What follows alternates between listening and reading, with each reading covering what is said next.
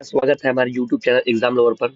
तो हम लोग आज बात करेंगे CUET यूजी 2025 के बारे में, जो कि नेशनल टेस्टिंग एजेंसी एनटीए के द्वारा कराई जाती है।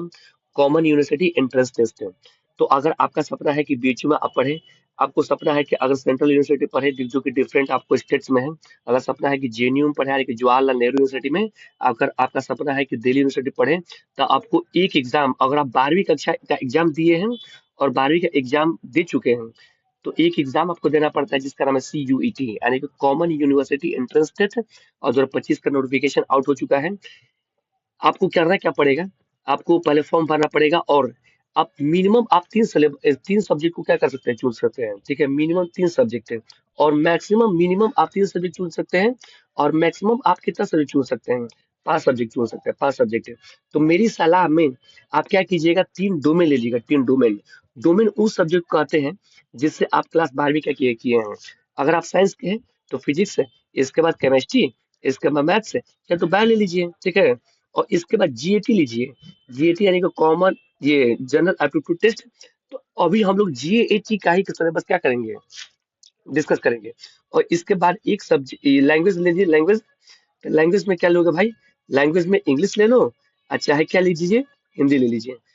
तो सीयूईटी 2025 ने आपको बहुत बड़ा आपको बदलाव किया है, जो हम लोग क्या करेंगे, डिस्कस करेंगे। तो आज हम लोग केवल जनरल एप्टीट्यूड टेस्ट का सिलेबस हम लोग क्या करेंगे, डिस्कस करेंगे।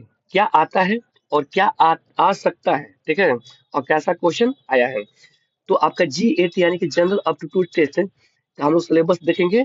और जनरल एप्टीट्यूड टेस्ट ही आपकी नैया क्या कर सकता है, पार करा सकता है। ठीक है, तो जैसा कि मालूम है कि आपको एनटीए ने एक बहुत बड़ा परिवर्तन किया है 2025 के सीयूईटी के एग्जामिनेशन में। आपका जो परीक्षा होगा सीबीटी बोर्ड होगा यानी कि कंप्यूटर बेस्ड टेस्ट होगा। ठीक है, आपको जाना पड़ेगा और कंप्यूटर आपको दिया जाएगा, वहां पर क्वेश्चन क्या करना है, बनाना है। ठीक है, हल करके माउस से क्लिक करके आपको ऑप्शन चूज करना है। तो आपको 50 क्वेश्चन क्या किया है, दिया जाएगा। पहले क्या होता था, 60 क्वेश्चन दिया जाता था, 50 बनाया था। और सभी क्वेश्चन को आपको अटेम्प्ट करना कंपलसरी है। सारे क्वेश्चन को अटेम्प्ट करना कंपलसरी है। और जो क्वेश्चन आपको दिया जाएगा ना, ड्यूरेशन आपको 60 मिनट दिया जाएगा। 60 मिनट में 50 क्वेश्चन आपको क्या करना है, बनाना है।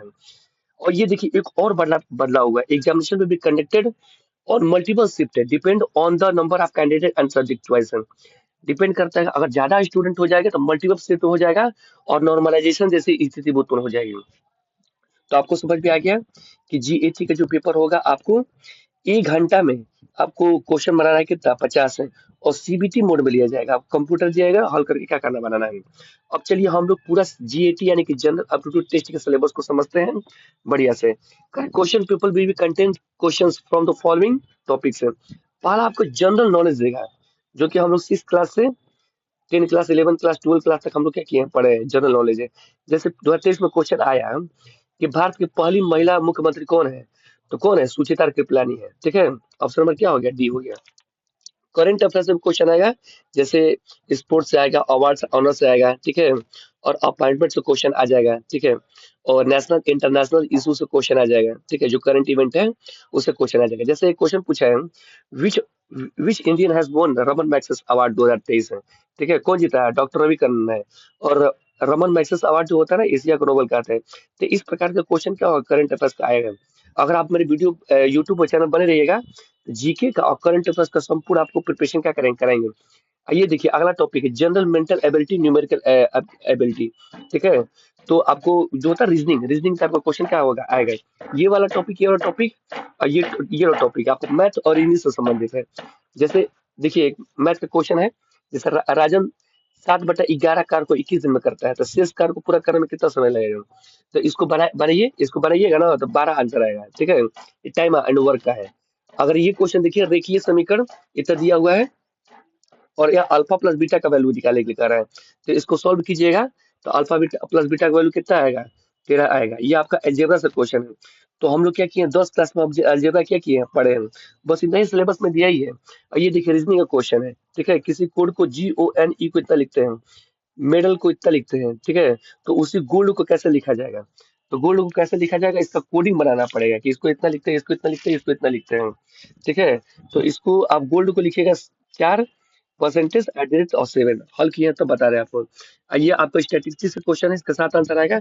ऐसा ही क्वेश्चन क्या होता आता है, इसके बाद क्या आ रहा है, जनरल साइंस का आपको क्वेश्चन देखिए। जनरल साइंस का 2024 क्वेश्चन पूछा, which which of the following disease is caused due to deficiency of protein. The deficiency of protein से क्या होता है, क्वासिकोर रोग होता है। तो केवल आपको इसी से क्वेश्चन नहीं आएगा, फिजिक्स से क्वेश्चन आएगा, केमिस्ट्री से आएगा, बायोलॉजी से क्वेश्चन आएगा। इस प्रकार से क्वेश्चन क्या होगा, आएगा, जो कि आप 9th में, 10 में, 11 12th में जनरल साइंस पढ़े हैं। ये आपका जो सिलेबस है ना, ये टॉपिक है, ये सिलेबस में न्यू ऐड किया है। पिछले बार आपको ये नहीं था, लेकिन आपको बहुत पढ़ना पड़ेगा, इसका कोई अंत छोड़ नहीं है। इसके बाद इन्वायरमेंटल लिटरेसी, ठीक है। तो जैसे आपको फिगर में दिख रहा है, ये इन्वायरमेंटलिस्ट है ना, सुंदरलाल बहुगुणा, अबिमला बहुगुणा, ठीक है। बिमला बहुगुणा का भी क्या हुआ, मृत्यु हुआ है। तो इससे क्वेश्चन आ सकता है कि सुंदरलाल बहुगुणा किससे संबंधित, चिपको आंदोलन से।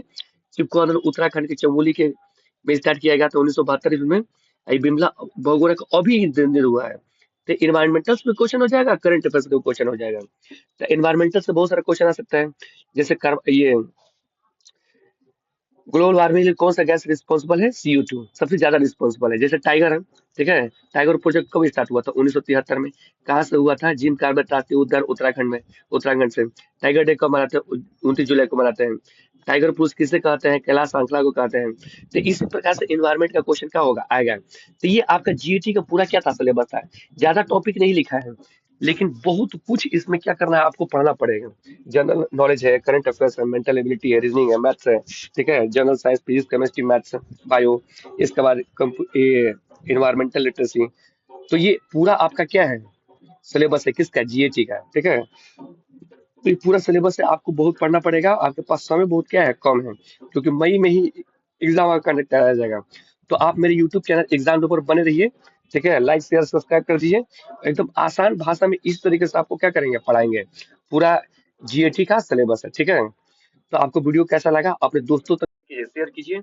और कुछ अगर सुझाव हो तो एग्जाम लवर चैनल के कमेंट बॉक्स में क्या कीजिए, लिखिए।